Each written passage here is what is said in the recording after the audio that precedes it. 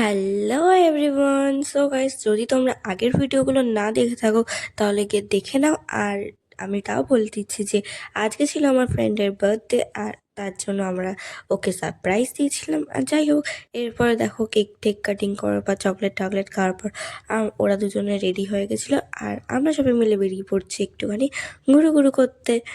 আর ওকে আমি গিফট দিয়েছিলাম অনেক কিছু, মানে চকলেট এই ওই।